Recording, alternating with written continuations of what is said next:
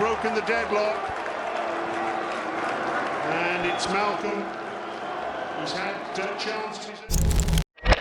Al Hilal repeatedly tried to progress through the center and kept getting shut down.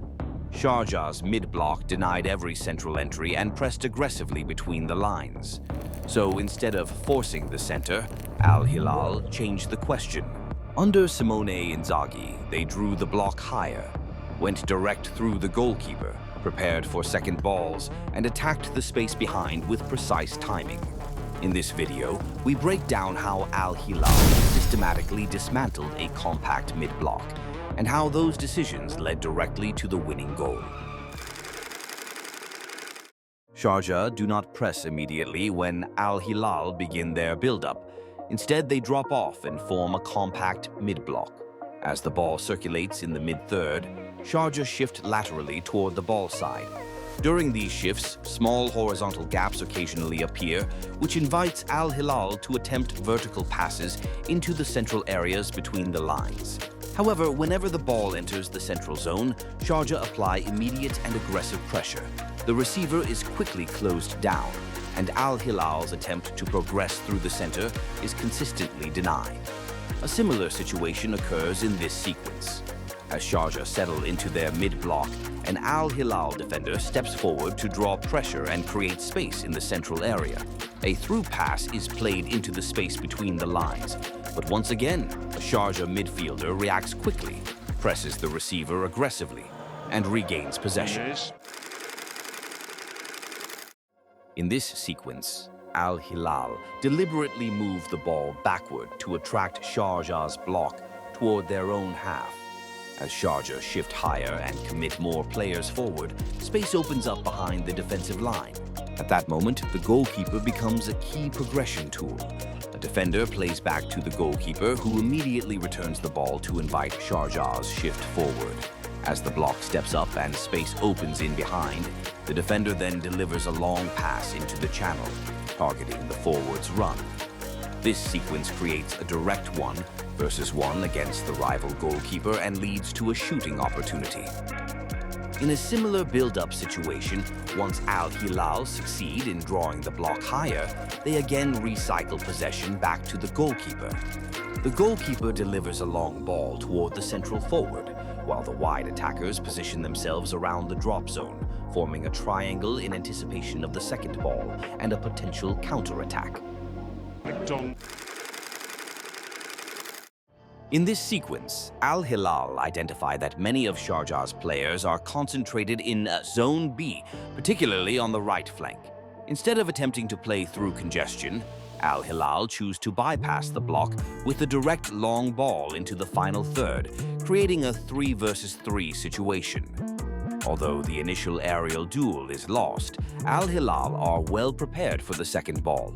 By forming a compact triangle around the landing zone, they immediately regain possession and continue the attack at high speed. This sequence illustrates how Al Hilal progressed the ball into the final third while maintaining numerical balance. As the pivot carries the ball forward in the mid-third, Malcolm drops deeper on the right flank to create a 3-versus-3 situation and support ball progression. Once enough players have advanced, the ball is played to a defender, who continues to carry possession forward into Zone C.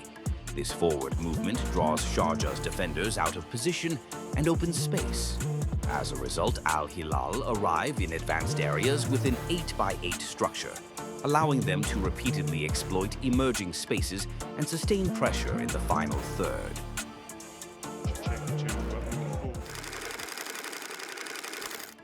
On the right side, Malcolm deliberately drops into a deeper position to draw his marker away from the defensive line. After successfully pulling the defender out, Al Hilal use a short passing combination with the midfielder to free the fullback, who then makes a quick run into the space behind. The ball is played into this space, allowing Al Hilal to reach the byline with ease and deliver a cross under minimal pressure.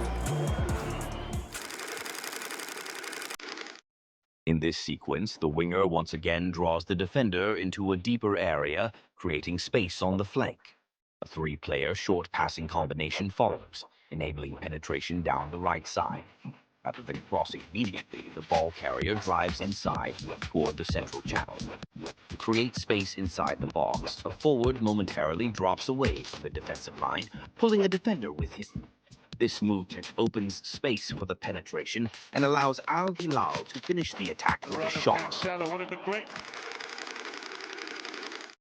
Here, the forward Nunez plays a backward pass from the left flank, shaping his body as if to switch play to the opposite side.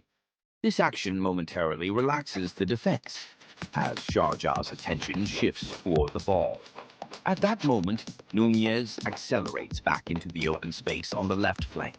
The possessor immediately plays a direct pass into this space, allowing Al Hilal to penetrate deep into the attacking third.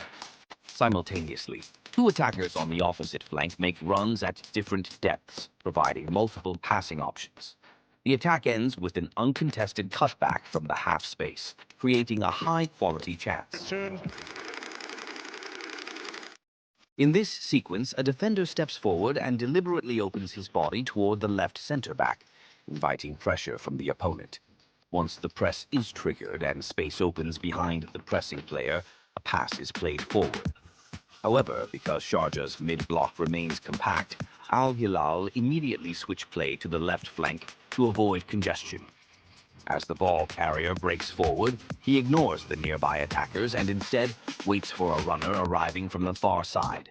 At the right moment, a cutback is delivered. While Sharjah's defenders are focused on the attackers already positioned inside the box, the late runner arrives completely unmarked, creating a dangerous scoring opportunity. This final sequence leads to the winning goal. Once again, the possessor manipulates Sharjah's defensive attention, allowing the number 22 to make a curved run toward the right flank. The pass is played into this space, creating a 1-versus-1 situation near the corner. As an additional defender moves across to provide cover, space opens up behind the defensive line. Cancelo exploits this by making a timed run into the right half space and receives the ball. While Sharjah's defenders are drawn toward the central forward, Malcolm makes a late run from the far side into the penalty area. Cancelo then delivers a cutback into Malcolm's path, and with no defensive pressure, Malcolm finishes the move to score the decisive goal.